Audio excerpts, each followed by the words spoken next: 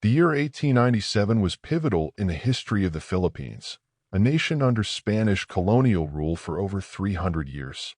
This period marked a turbulent chapter for the Philippines, one where the growing sense of nationalism was clashing violently against the repressive Spanish colonial regime. Amid this backdrop of simmering unrest and revolutionary fervor, a significant event unfolded, the coup d'etat in Manila, a coup that not only shook the colonial establishment but also intensified the desire for independence among Filipinos. For centuries, the Philippines had been ruled as a colony of Spain, beginning in the mid-16th century, when Spanish explorer Miguel López de Legazpi claimed the archipelago in the name of the Spanish crown. Spanish rule over the Philippines was characterized by a rigid, hierarchical system that saw the local population relegated to second-class status. At the heart of this system was the encomienda, a Spanish labor system that exploited Filipino labor under the guise of protection and religious instruction. Alongside this were repressive economic policies that ensured Spanish economic control while keeping the Filipino population in poverty. As Spanish rule extended through centuries, the local Filipino population grew increasingly aware of their marginalized status. By the late 19th century, a sense of nationalism had begun to percolate among the Filipino intelligentsia, inspired by global movements toward independence and reform. The rise of education, urbanization, and exposure to liberal ideas from Europe contributed to the growth of a politically conscious middle class in the Philippines. It was during this time that the seeds of revolt were sown, as Filipinos began to realize the untenability of their subjugation.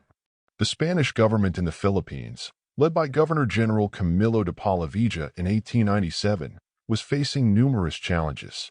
Aside from administrative corruption and a failing economy, the Spanish regime had to contend with increasing uprisings led by Filipinos who sought reform, equality, and ultimately independence.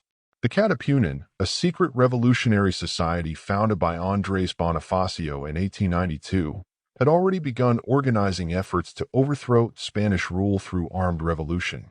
Tensions reached a critical point in 1896, when the Philippine Revolution officially erupted. The Katipunan played a central role in the revolutionary movement against Spain. It was a clandestine organization that, while initially seeking reform, soon moved towards advocating for full independence. By the time the Spanish authorities discovered the organization's existence, the flames of revolution were already spreading. The revolution gained momentum in August 1896, when Andres Bonifacio, along with other members of the Katipunan, initiated an armed uprising in Manila. Known as the Cry of Pugadlawan, this event marked the formal beginning of the Philippine Revolution. From that point on, a series of battles and skirmishes between Filipino revolutionaries and Spanish forces ensued. While the Spanish colonial government initially responded with brutal repression, the revolutionaries continued their struggle. Manila, as the capital and center of Spanish power in the Philippines, was naturally a focal point of revolutionary activity. Spanish forces fortified the city, fearing an attack by the Katipunan and its revolutionary allies. By 1897, the revolution had spread across Luzon, the largest island in the Philippines, with various provinces declaring their support for the cause of independence. The Spanish colonial government, under increasing pressure, sought ways to crush the rebellion. It was within this context of heightened tension and revolutionary fervor that the coup d'etat in Manila unfolded.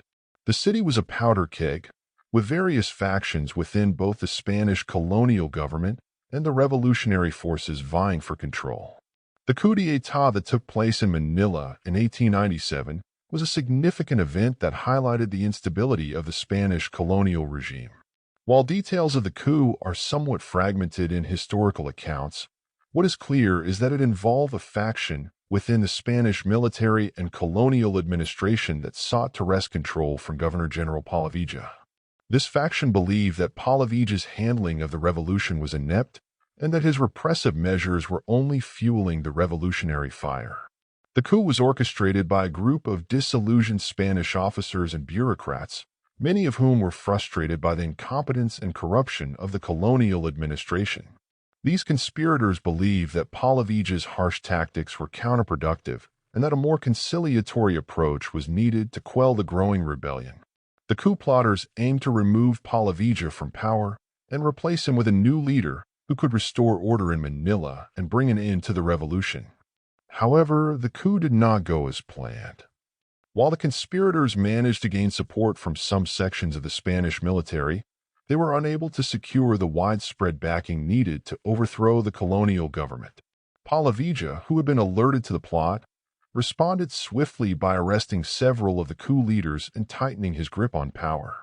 Despite the failure of the coup, the event underscored the fragility of the Spanish colonial government and the divisions within its ranks. The failed coup also had significant implications for the revolutionary movement. The fact that there were factions within the Spanish colonial government seeking to oust Polavija was seen as a sign of weakness by the revolutionaries. This emboldened the Katipunan and other revolutionary groups, who believed that the Spanish government was losing its ability to maintain control over the Philippines. Revolutionary leaders saw the coup as an opportunity to intensify their efforts and push for a decisive victory.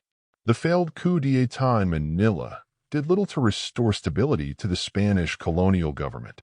In fact, it only served to weaken the regime further.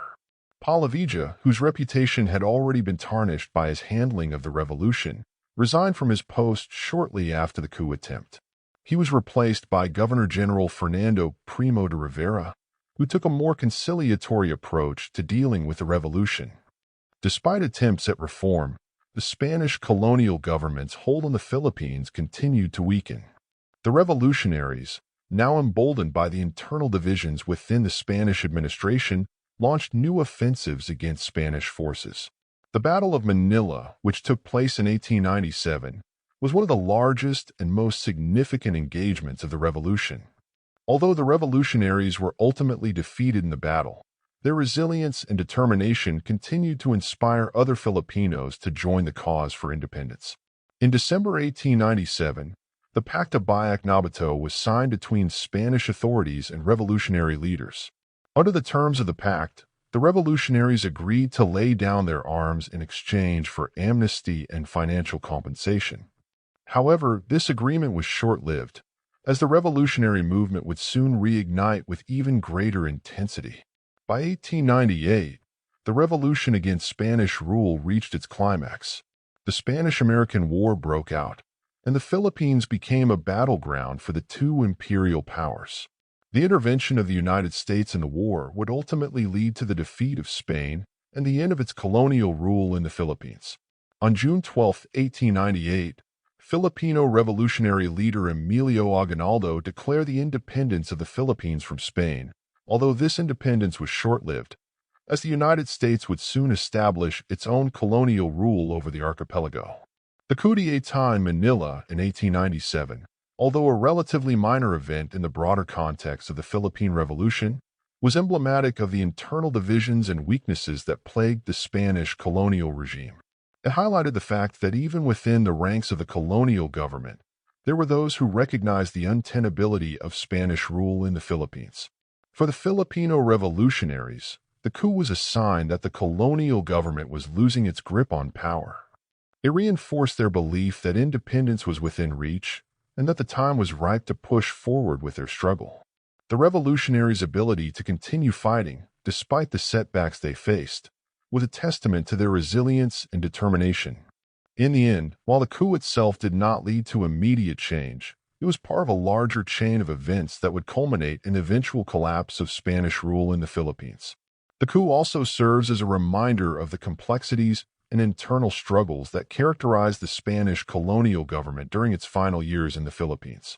The events of 1897, including the failed coup d'état, continue to be an important chapter in the history of the Philippines. They reflect the deep tensions and conflicts that shaped the nation's path to independence and highlight the resilience of the Filipino people in their long and arduous struggle for freedom. Today, the legacy of these events is remembered as part of the broader narrative of the Philippine Revolution, a struggle that would ultimately lead to the birth of the modern Filipino nation.